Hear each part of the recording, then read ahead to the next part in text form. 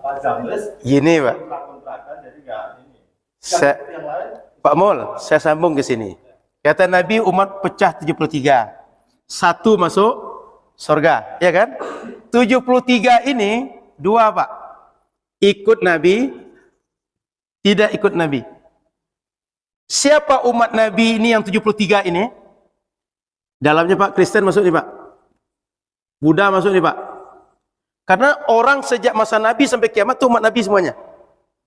Iya kan? Tidak ada, bukan umat Nabi, nggak ada. Semuanya umat Nabi itu. Dari semua umat Nabi ini pecah 73. Satu ikut Nabi. Siapa ikut Nabi ini? Yang bersyahadat. Asyhadu alla ilaha illallah wa asyhadu anna Muhammad Rasulullah.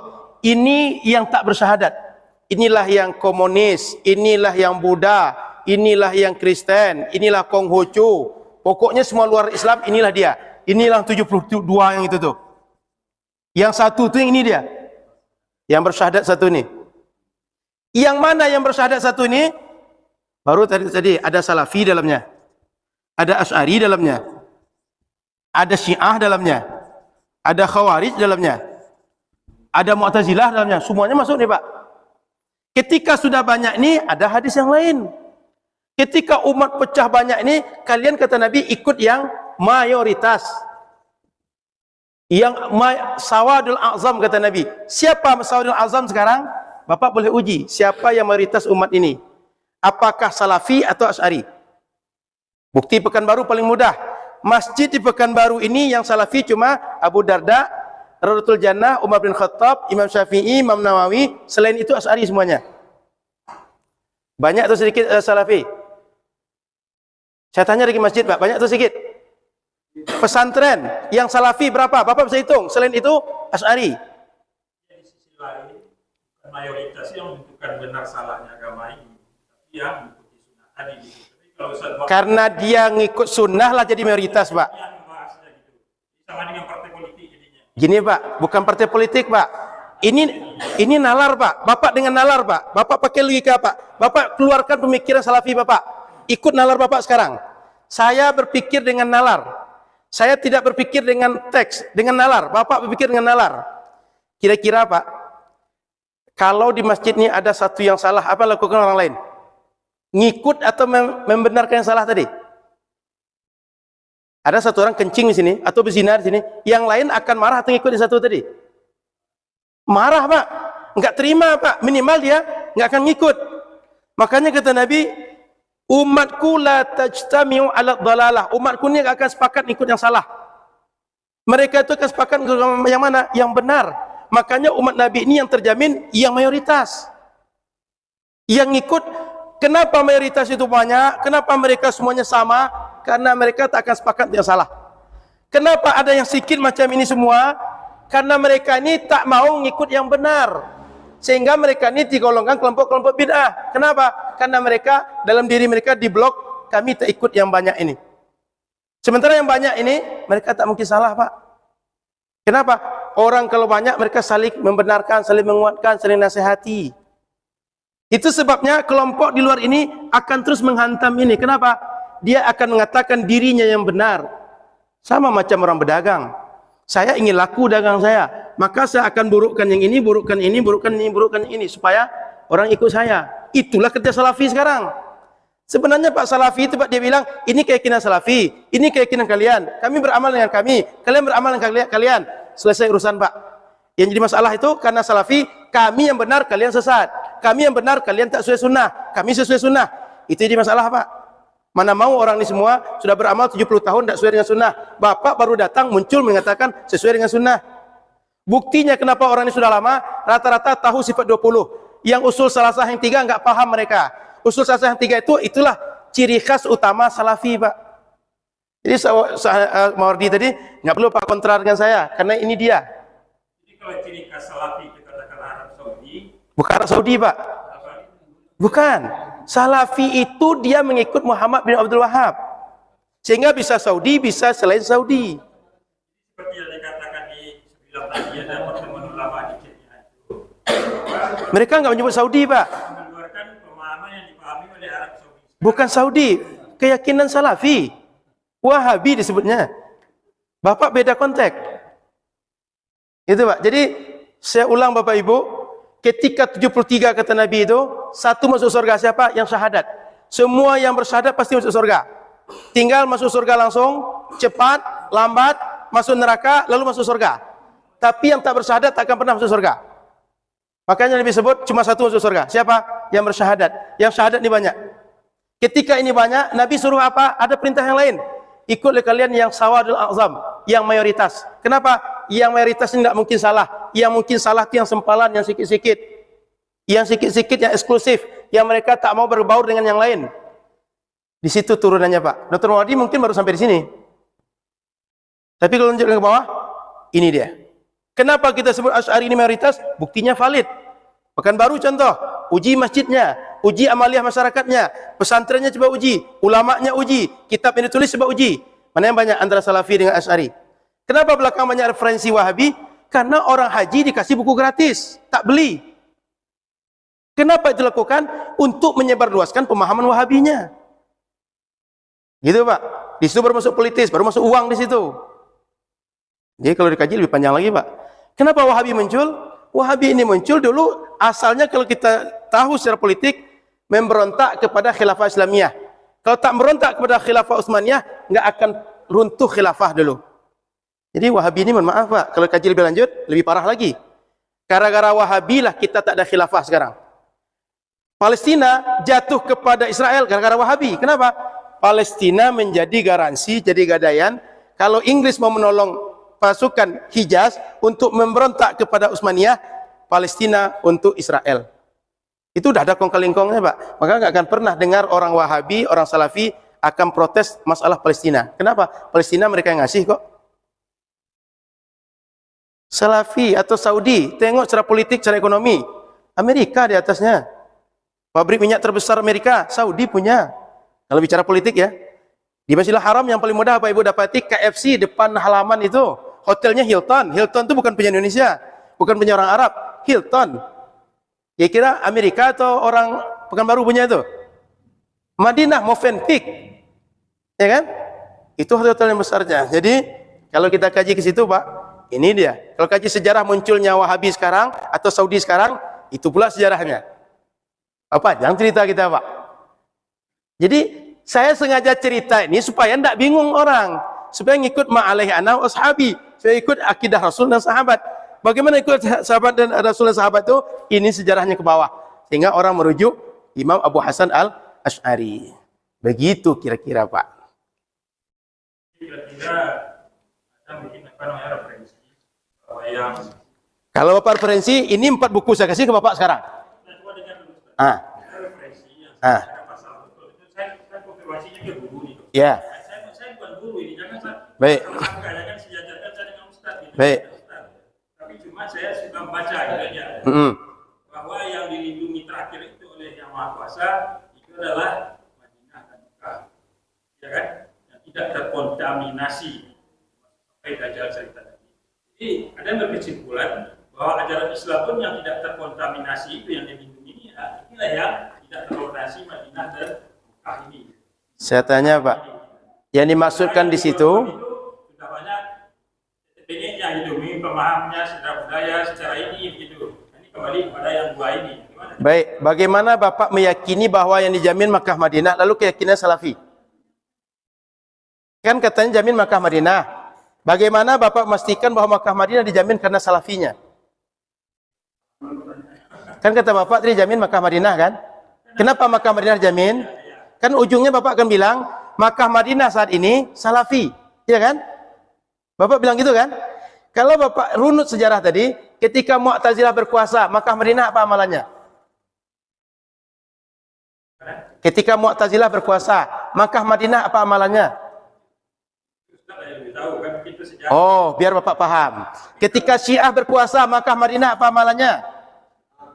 Ketika Wahabi berkuasa, amalannya apa? Kalau nanti Ahlus Sunnah berkuasa, amalannya apa? Itu sudah politik, Pak. Pertanyaan kita adalah bahwa yang terjamin di akhir zaman Makkah Madinah. Ketika terjamin itu amal di sana Wahabi atau Ahlus Sunnah? Itu yang perlu dipahami, Pak. Kalau Bapak mengatakan amalnya Wahabi, konteks sekarang. Sekarang akhir zaman atau belum? Kalau akhir zaman berarti mungkin meninggal kita kiamat. Pertanyaan, apakah kiamat setelah kita meninggal nih? Atau besok akan kiamat? Sehingga kita meyakini bahwa akhir zaman. Sehingga yang diyakini disebut Nabi itu akidah yang sekarang ada di Saudi. Itu panjang lagi itu, Pak. Itu sekadar apa masukan bagi Ustaz mungkin, kan? Itu yang saya terima juga dari yang saya pelajari, saya dengar dan saya gini. Itu yang terjadi. Tugas Bapak, saya tugaskan kalau Bapak nanti bertanya lagi Ustaz tuh, kita rujukan kita ke imam siapa? Kenapa kita menyebut Yang mengatakan yang tadi yang saya bilang itu Ustaz ini siapa namanya Mawardi, Dr. Mawardi. Itu Maudi ngajar sini. Kesimpulan sekarang, Dr. Mawardi belajar di Madinah, Ustaz mungkin cenderung ke Mesir. Jadi mungkin ini karena rujukannya berbeda, situlah perbedaan itu terjadi. Bukan masalah Qurannya yang salah atau hadisnya yang salah gitu. Nah, tetapi cara tafsirkan Al-Quran dan hadis tadi gitu. Karena Ustaz belajar di Mesir mungkin atau yang lain, sementara ini belajar di sini, ini pengaruh-pengaruh ini gitu. Apalagi kalau dikaitkan dengan hadis bahwa setiap 100 tahun itu di ujung 100 tahun satu abad itu akan muncul pembaharu gitu. Imam Abu Hasan, beliau imam yang mujaddid abad keempat. Beliau sepakat ulama setelah beliau mujaddid abad keempat. Makanya beliau dirujuk. Nah, sekarang Salafiyah. Setiap 100 tahun akan ada mujaddid baru, Baik. pembaharu di Baik. yang Islam yang menyimpang tadi kan. Baik, menurut Bapak mujaddid yang Bapak ikuti siapa? Mujaddid yang Bapak ikuti siapa? Itu yang saya sedang pelajari sekarang, mujaddidnya siapa yang diakui oleh ulama. Karena Berarti itu yang Bapak ini belum jelas ngikut siapa sekarang nih. Enggak tahu imamnya siapa kan? Saya ulang, Bapak imamnya siapa gitu? Merujuk ke imam siapa? Biar jelas bahwa ilmu ini jangan sampai dia tak jelas berujung ke siapa. Kita ngikut siapa? Karena setiap ilmu dia pasti jelas ke siapa nisbahnya. Makanya tidak saya sebut. Ada Imam Syi'anu, Imam Ibn Khaldun menyebut, Imam Ibn Qadiyat menyebut. Siapa orang ini? Sejarah mereka bisa dikaji semuanya. Artinya referensi yang ditunjukkan oleh mereka, mereka orang otoritatif yang bicara. Tinggal Ustadz Bapak, dia siapa? Otoritatif atau tidak? Kemudian dia mengikut imam siapa? Otoritatif atau tidak? Tinggal begitu saja, Pak. Makanya saya sebut tadi bahwa ketika Al-Quran dan Sunnah terjadi beda ulama dalam memahami, ulama dah beda, apalagi kita. Pasti lebih banyak lagi bedanya. Ketika mereka beda, kita tinggal pilih mengikut siapa. Bapak dengan saya sama tak yang diikuti? Kalau sama, kita tak akan beda-beda. Tapi kalau Bapak beda yang diikuti, saya tidak akan sama dengan Bapak. Saya ngikut siapa? Dalam akidah Imam Abu Hasan Al-Asy'ari. Dalam fikih Imam Syafi'i. Bapak ngikut siapa? Itu pertanyaan saya. Dalam akidah ngikut siapa? Dalam fikih ngikut siapa? Biar jelas nisbahnya ke siapa. Kenapa? Imam Syafi'i punya kaedah. Imam Abu Hasan punya kaedah. Imam Bapak siapa? Kaedahnya apa? Kenapa menyebut Bapak mengikut sunnah, yang lain tak ngikut sunnah? Kaedahnya apa? Rambu-rambunya apa? Teorinya apa? Gitu kira-kira, Pak. Makanya kita perlu cari imamnya siapa.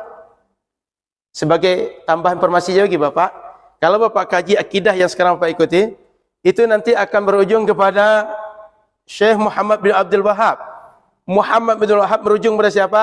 Dia menghidupkan keyakinan Syekh Ibn Taymiyah. Ibn Taymiyah ke atasnya tak berujung, tapi oleh pengikutnya dihubungkan dengan Imam Ahmad bin Hanbal. Sehingga mereka mengklaim bahwa mereka ini adalah pengikut Imam Ahmad bin Hanbal. Tapi klaim, coba Imam Ahmad meninggal 230 kalau tidak salah saya, Ibnu Taimiyah meninggal 728. Ketemu di mana? Di alam barzakh. Bisa ilmu alam barzakh hidup sekarang. Sudah itu Imam Ahmad meninggal Ibnu Taimiyah 728. Kemudian Muhammad bin Wahab 1100-an. 1200-an Hijriah, 200-an tahun yang lalu.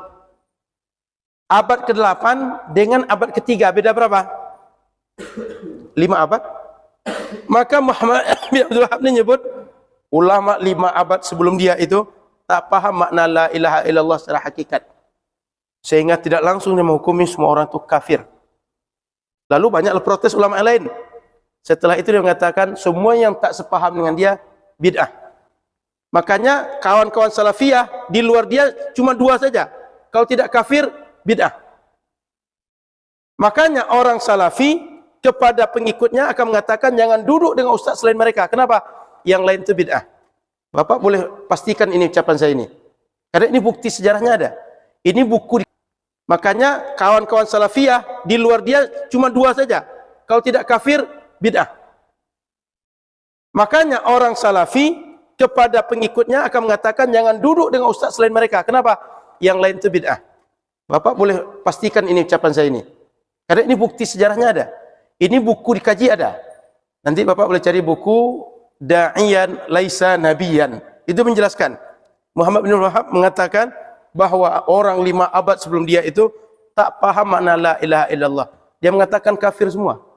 Lalu dibantah oleh para banyak ulama termasuk saudara sendiri. Maka disebutlah orang lain ini bid'ah. Itu sebabnya kita semuanya dihukumi bid'ah. Kenapa? Tak sejalan dengan mereka. Orang ini selain mereka itu cuma dua aja. Kalau tidak kafir, bid'ah. Selain yang kafir dan bid'ah ini, barulah sunnah. Pertanyaan, kenapa menyebut diri ahlu sunnah? Saya tadi mengungkap sejarah itu karena ada fakta sejarah. Yang salafiyah tinggal menyebut, kenapa mereka menyebut diri mereka ahlu sunnah. Yang kedua, siapa imam mereka? Yang ketiga, kalau mereka menyebut sebagai mazhab sendiri, apa kaedah mereka dalam mengamalkan Quran dan sunnah? Kita perlu paham Bapak Ibu, semua sekte dalam Islam, mau Mu'tazilah, mau Syiah, mau Rafidah, apa saja, pasti mengatakan rujukan mereka Quran dan sunnah. Bedanya penafsiran Quran dan sunnah itu apa? Kita mengikut Imam Abu Hasan al-Asy'ari. Saya tanya, Bapak mengikut imam yang mana? Belum clear kan? Belum terjawab kan? Kami sudah. Masalahnya Pak, masalahnya kata Nabi, fas'alu ahla dzikri in kuntum la ta'lamun. Tanyalah kepada orang tahu kalau kalian tidak tahu. Yang tahu Bapak itu siapa gitu? Imam yang tahu itu siapa? Yang Bapak ikuti gitu.